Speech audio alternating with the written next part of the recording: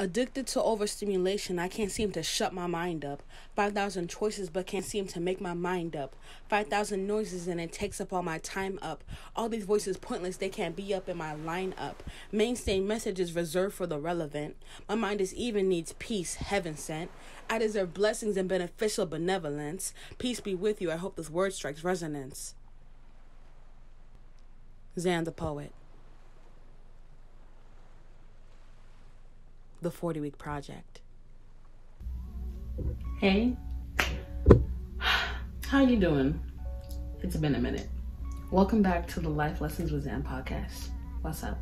So I haven't been on here in a minute, and I kind of wanted to just come on here and do something more casual because I feel like I haven't been on here because I think I'm making it too hard. I think the reason it's so hard for me to be consistent with YouTube, so hard for me to be consistent with this podcast is because like I'm making it hard. Like I'm making it harder for myself than it needs to be. I think I'm focusing a lot on being perfect. I think I'm focusing a lot on trying to find the right words, trying to say exactly the right thing, trying to frame the picture exactly the right way. I think I'm just making it a lot more complicated than it actually needs to be. And I don't want to do that anymore. So I'm kind of using this episode to kind of like be okay with it not looking as good, be okay with it not being manufactured as well, being okay with it not being perfect, letting myself stumble and stutter. Like, it's more important to me to get this work out than for it to be perfect. So if sometimes the work isn't, it's not going to be a 10 out of 10 every time, that's okay. But if I'm putting my best foot forward every time, that's all I need to do. That's all that matters. For instance, the framing, you can see my boxes in the background. Typically I frame the camera so y'all can't see that because they be over there all the time, but I wanted to just let myself not be so consumed with perfection. So that's what we're doing today. Before we get started, I do want to show you my scent that I'm burning for the day. This scent is called Relax. It's by All's Well, and it has lavender, jasmine, and chamomile. It smells super, super good. It smells fantastic. There's a lot of candle in here, so it burns for a long time, which I definitely love. It's a coconut wax blend.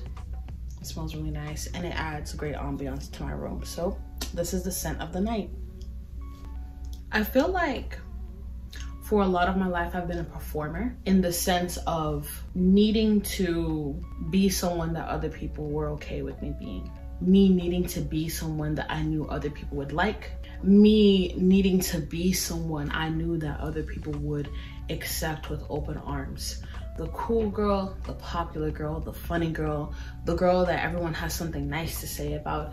I think like a lot of my life, I really strive to be likable by everyone. I wanted everyone to like me. I wanted everyone to see me as valuable. I wanted everyone to really fuck with me, basically. I wanted everyone to see me as a best friend. And I know things like that usually come from like low self-esteem. You want other people to validate you because you don't feel validated in yourself, things of that nature. But it feels deeper than that even. Those words don't even really describe what those feelings felt like to me, in my opinion. Those words are just kind of like the surface level things that everyone says. I think there was this real love or a real desire in me to be loved and to be wanted and to be admired and to be like prioritized. And I felt as though through performance, through being who I knew other people wanted me to be, or being who I knew other people would like, conforming myself, changing myself, becoming like this little like social chameleon, I knew that I could get the responses I wanted out of other people to validate me. And I think somewhere along the line, I kind of forgot how to be myself, or if I even never knew in the first place. But somewhere along the lines, I forgot how to be myself. I forgot just how to like think my own thoughts and not second guess myself and think, oh, is that the right thing to think, or so-and-so wouldn't like that. Like this desire to be loved contributed to me performing, which also contributed to me censoring myself, censoring what I care about, censoring what I desired, censoring what I needed, censoring all the things that make a human being them, censoring my identity. I remember there was this one point in time where I thought the thoughts that would come up were those of others before myself. So this is a random example. If someone asked me what my favorite color was, and if I wanted to win the approval of the person, I might say the color that I know that they like, rather than saying the color that I actually care for. Simple example, things like that. I would conform myself for other people to be cool with me. And when you do that long enough, you really do lose yourself. You forget what it even feels like to have your own opinions. You forget what it feels like to even have your own things that you care about. You forget what it feels like to even feel like yourself. Like, you forget what it feels like to just be you. You don't even know what that is anymore. You're severely detached from that. And with forgetting like to be you, forgetting what it feels like to be yourself, one of the things about that that's like so crazy is you forget the things that make you happy. You forget the things that bring you joy. You forget the things that you enjoy. Not what mainstream media tells you to enjoy, not what your friends tell you to enjoy, your family. You forget what it feels like for you to enjoy things. Crazy. Like, for example, lately I've been listening to more indie artists, I guess I'll call them. People who I really love, like Brent Faiyaz, Coltrane, They, K Forest, Tyus, Samaria. These are like the types of sounds that I really like. And I remember there was a long point in my life where I was like, probably like 1 to 2 years where I was listening to mostly indie artists. I was barely listening to anything mainstream. Not to be cool, just because like those were the sounds that I was really attracted to. Those were the sounds that I really liked and really wanted to hear.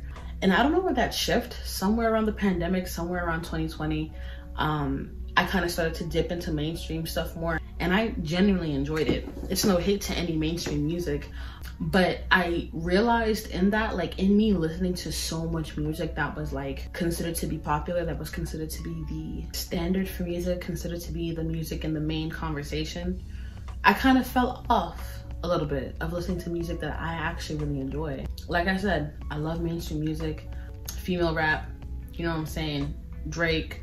I'm thinking like mainstream hip hop mostly, though, that type of music. There's nothing wrong with it at all. I still listen to it, but I kind of realized how much, how do I explain this? Basically, I enjoy the mainstream music I listen to and the indie artists I listen to for 2 different reasons. The mainstream music I listen to is fun, it gets me up and jumping, it gets me hype. The indie tracks I listen to are more like who I actually am as a person, or the sounds and feelings and storytelling that I really like find artistically like captivating, right? There's a difference in something that's like entertainment and something I have like an artistic connection with. And there came a place and time where I was only listening to mainstream music. Like I said, nothing wrong with that. Mainstream music is very fun, but that was kind of one of the signs that like showed me that I was reeling back away from myself, that I wasn't really being myself as much, that I had kind of fallen off of being myself. I was just engaging with a lot of more activities that aren't really my personality, just doing them because other people are doing them, you know? I have been finding a lot of comfort in being myself lately.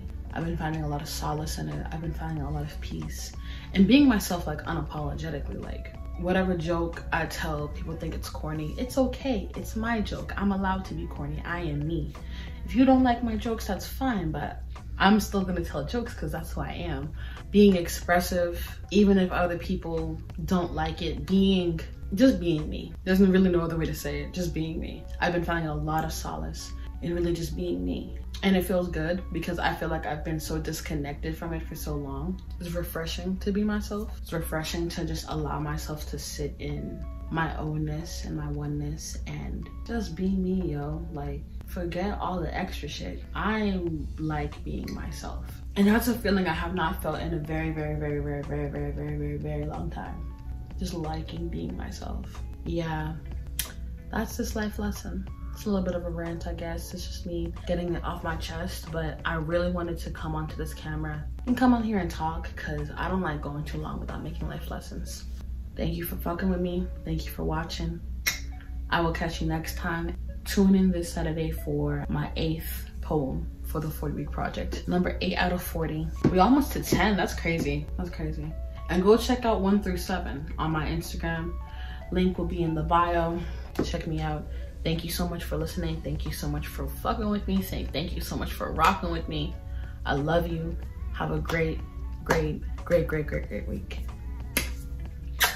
Bye. Catch you next time. Baby boy, you are my confirmation. Without you, I'd be full of deviation, doubts, and second-guessing my goals and aspirations. You've encouraged my expression and my vibrancy. You've encouraged me to scream when I feel compelled to hold the pressure in. You told me to let it loose. Let the words pour like tears and let the tears fall like water. I thank God for you and the gratitude that you've helped me to sit in.